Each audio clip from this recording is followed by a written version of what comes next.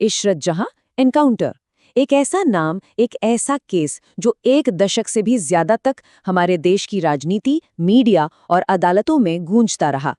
आखिर क्या था ये मामला? क्या ये एक बड़ी आतंकी साजिश को नाकाम करने की कहानी थी, या फिर ये कहानी थी एक सोची समझी साजिश के तहत की गई हत्या की?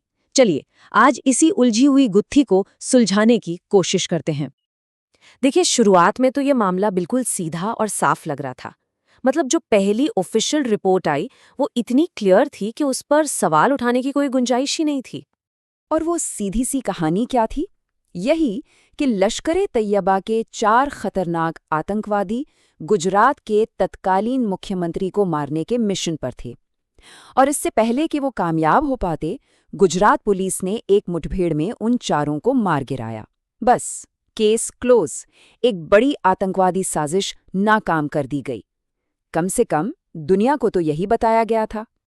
लेकिन जरा सोचिए, क्या हो अगर ये पूरी की पूरी रिपोर्ट, ये एनकाउंटर की कहानी खुद ही एक बहुत बड़ी साजिश का हिस्सा हो, और यहीं से ये केस एक आम एनकाउंटर से कहीं ज्यादा पेचीदा और गहरा हो जाता है।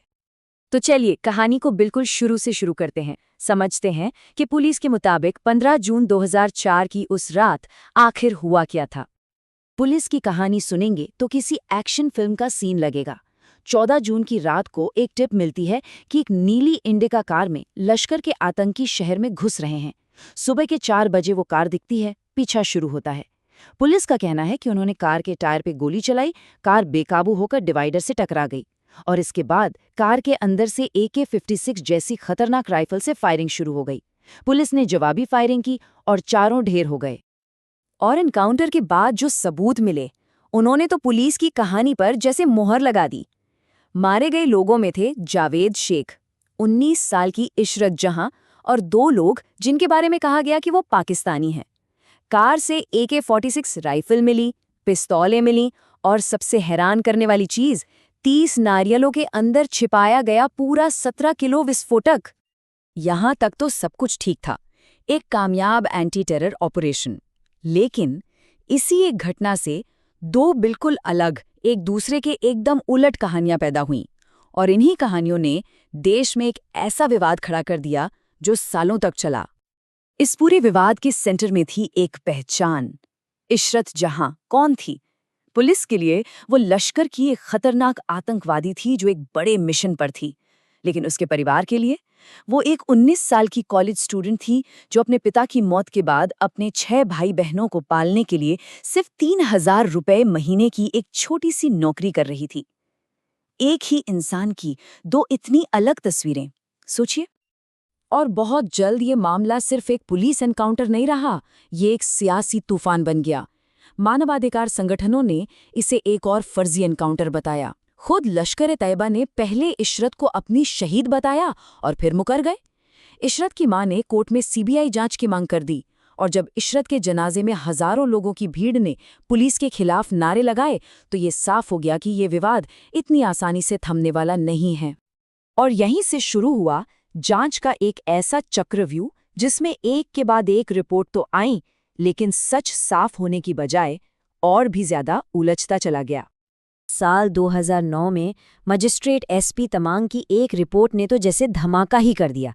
उन्होंने एनकाउंटर को पूरी तरह से फर्जी करार दिया, और इसके लिए उन्होंने बड़ी ठोस तर्क दिए। जैसे फिजिक्स के हिसाब से गाड़ी के बाएं टायर में गोली लगेगी तो वो दाईं तरफ डिवाइडर में कैसे जा सकती है? मारे गए लोगों के हाथों पर बारूद का एक कण तक नहीं मिला, मतलब उन्होंने गोली चलाई ही नहीं थी। और सबसे बड़ी बात, पोस्टमार्टम रिपोर्ट बता रही थी कि गोलियां बिल्कुल पास से ऊपर से नीचे की ओर मारी गई थी, जो किसी भागती दौड़ती मुठभेड़ में लगभग नामुमकिन है। इस पूरी उलझन को और बढ़ाया खुद केंद्र सरकार के 2 अलग-अलग बयानों ने। अगस्त में सरकार ने कोर्ट में कहा कि खुफिया जानकारी पक्की थी कि चारों आतंकवादी थे, और ठीक 1 महीने बाद सितंबर में एक दूसरा हलफनामा देकर सरकार अपनी ही बात से पलट गई। आप कहने लगे कि वो खुफिया जानकारी कोई पक्का सबूत नहीं थी। सरकार का ये U-टर्न अपने आप में एक बहुत बड़ी खबर थी। और ठीक जब लग रहा था कि ये केस फर्जी इनकाउंटर की तरफ जा रहा है, कहानी में एक और जबरदस्त मोड़ आया। 26/11 मुंबई हमलों के मास्टरमाइंड डेविड हेडली ने NIA की पूछताछ में दावा किया कि इशरत जहां कोई मासूम लड़की नहीं बल्कि लश्कर की एक सुसाइड बॉम्बर थी। इस एक बयान ने पुलिस की पहली कहानी में दोबारा जान फूंक दी। इतने सारे दावों और पलटवारों के बीच आखिरकार ये केस पहुंचा देश की सबसे बड़ी जांच एजेंसी सीबीआई के पास। और सीबीआई ने अपनी रिपोर्ट में जो खुलासा किया, उसने इस केस की पूरी शक्ल ही बदल कर रख दी।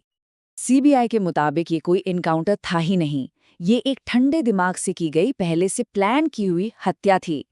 सीबीआई ने दावा किया कि चारों को इनकाउंटर से कई दिन पहले ही अलग अलग जगहों से अगवा कर लिया गया था। उन्हें गैर कानूनी तरीके से फार्म हाउस में बंदी बनाकर रखा गया और फिर 15 जून की सुबह एक सुनसान सड़क पर लाकर उन्हें गोली मार दी गई और एक फर्जी इनकाउंटर का सीन बना दिया गया। और सीबीआई की चार्जशीट में कोई छोटे मोटे पुलिस वाले नहीं, बल्कि गुजरात पुलिस के बड़े बड़े अफसरों के नाम थे। DG Vanzara, PP Pande, GL Singhal, इन सब पर अपहरण करने, गैर कानूनी हिरासत में रखने और हत्या की साजिश रचने जैसे बेहद संगीन आरोप लगाए गए। पर शायद सबसे सनसनीखेज खुलासा था एक खुफिया रिकॉर्डिंग का। इसमें एक पुलिस अफसर कथित तौर पर यह कहता हुआ सुनाई दे रहा है कि सफेद दाढ़ी और काली दाढ़ी से ग्रीन सिग्नल मिल गया है। सीबीआई का इशारा साफ था कि ये कोड वर्ड थे और इस पूरे फर्जी ऑपरेशन को ऊपर से यानी राजनीतिक आकाओं से हरी झंडी मिली हुई थी। लेकिन यहीं पर यह कहानी और भी ज्यादा उलझ जाती है।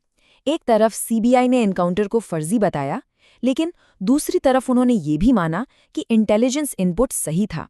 मतलब जावेद शेख सच में लश्कर के संपर्क में था और किसी हमले की तैयारी कर रहा था। तो सवाल ये था कि क्या पुलिस ने एक असली खतरे को एक गैर कानूनी तरीके से खत्म कर दिया था? इतनी जांच, इतने खुलासे, इतने उतार चढ़ाव के बाद ये मामला आखिरकार अदालत में पहुंचा। तो इस कहानी का अंत क्या हुआ? क्या किसी को सजा हुई या सारे सवाल ही रह गए? अब इस केस का अंजाम समझने से पहले एक कानूनी शब्द समझना बहुत जरूरी है। अभियोजन की मंजूरी या सैंक्शन फॉर प्रोसिक्यूशन। यह एक कानून है जो कहता है कि किसी भी सरकारी अफसर पर उसकी ड्यूटी के दौरान किए गए किसी काम के लिए मुकदमा चलाने से पहले सरकार से इजाजत लेनी पड़ती है।